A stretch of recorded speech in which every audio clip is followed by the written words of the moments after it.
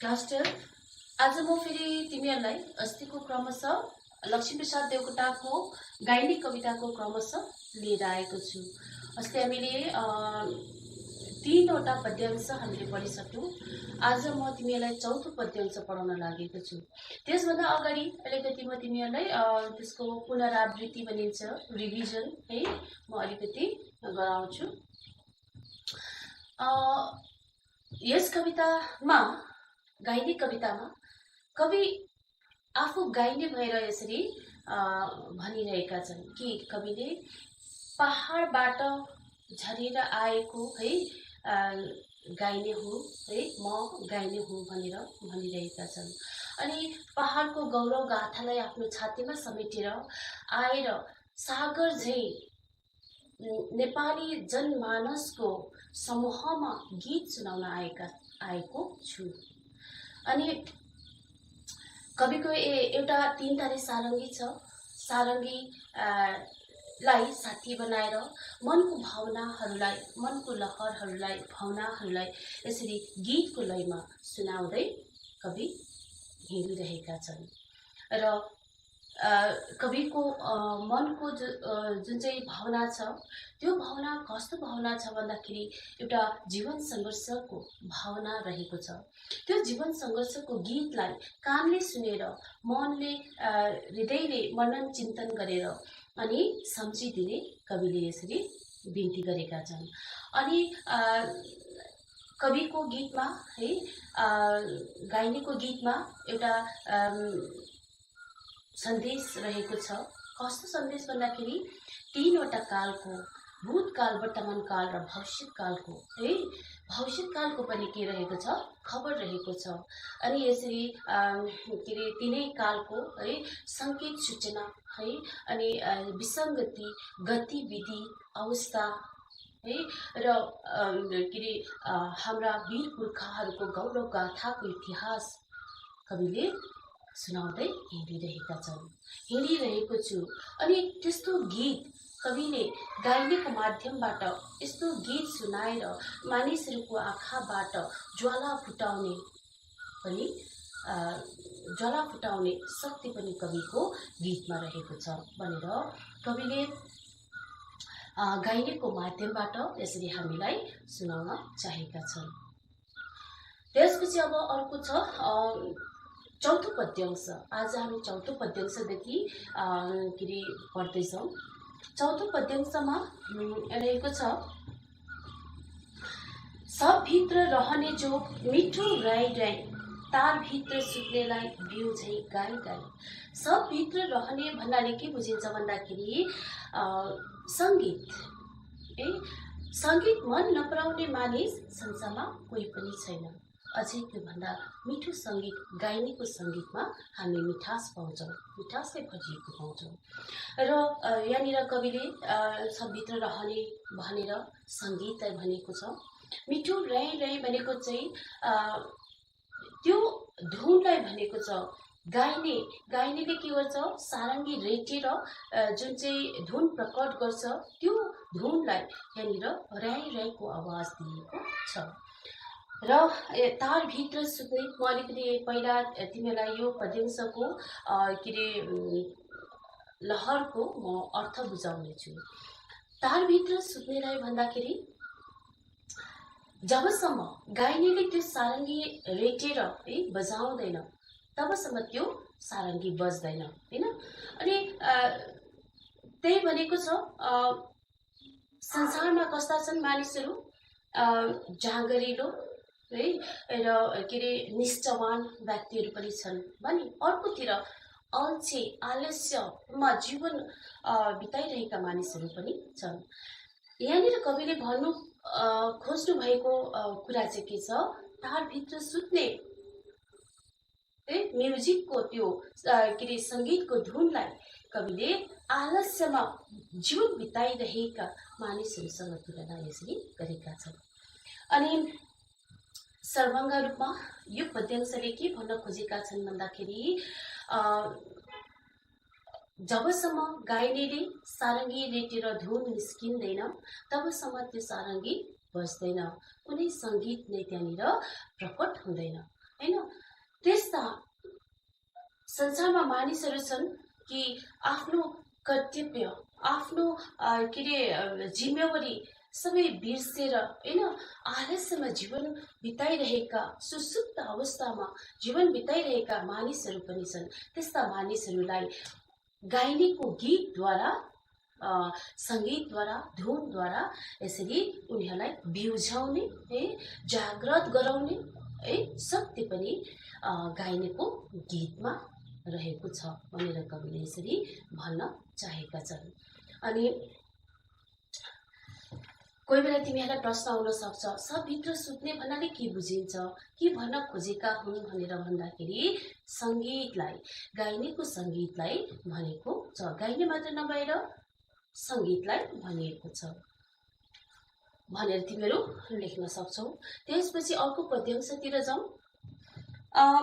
आँगन आँगन डुली डुली सानो रङ्गी चरो, मोती जस्तो चामल मुठी माग्छ घरी घरी। मानिलिउँ एउटा सानो रङ्गी चरो है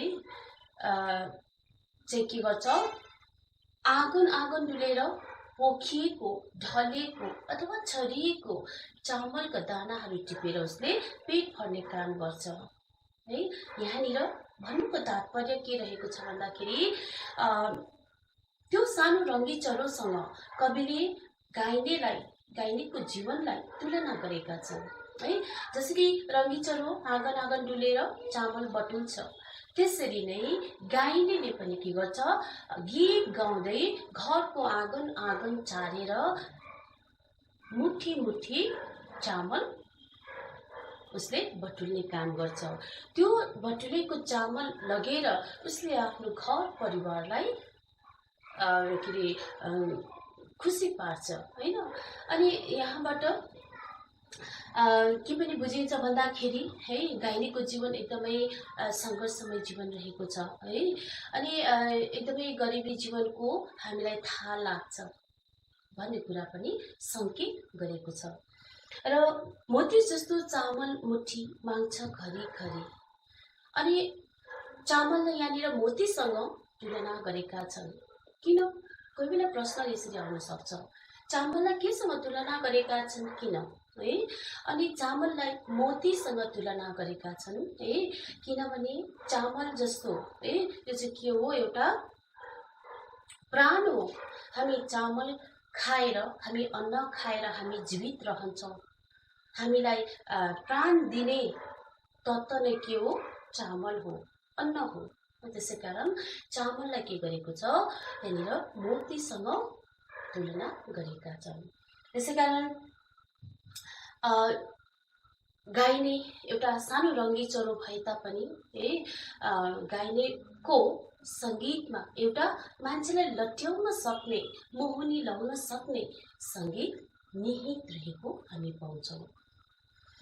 शिशु बसे बुढा झुल्छन् मेरा सङ्गीत गाना, मेरा सरल गाना, मुठी मुठी भरी ल्याए आँसु जस्ता दाना। अघि नै हामीले पढिहालेका छौँ है, गाइनेको सङ्गीतमा है तीनवटा कालहरूको है वर्णन गरेको हामी पाउँछौँ है। मान्छेलाई लट्याउन सक्ने, मान्छेलाई बिउझाउन सक्ने है शक्ति गाइनेको सङ्गीतमा रहेको हुन्छ भनेर हामीले थाहा पाइहाल्यौँ। अब फेरि अर्को कुरा पनि के रहेछ भनेर भन्दाखेरि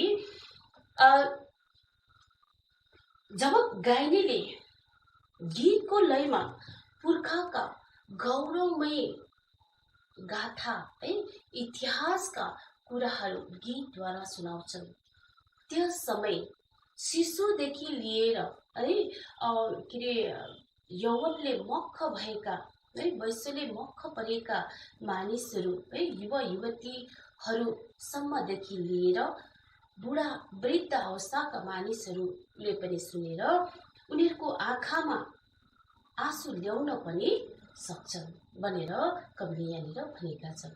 भनेपछि के अरे गाइनेको गीत जति सरल छ है, त्यति नै मिठासले भरिएको पनि छ, त्यति नै अर्थपूर्ण पनि रहेको हामी पाउँछौँ भनेर कविले यसरी भनेका छन्।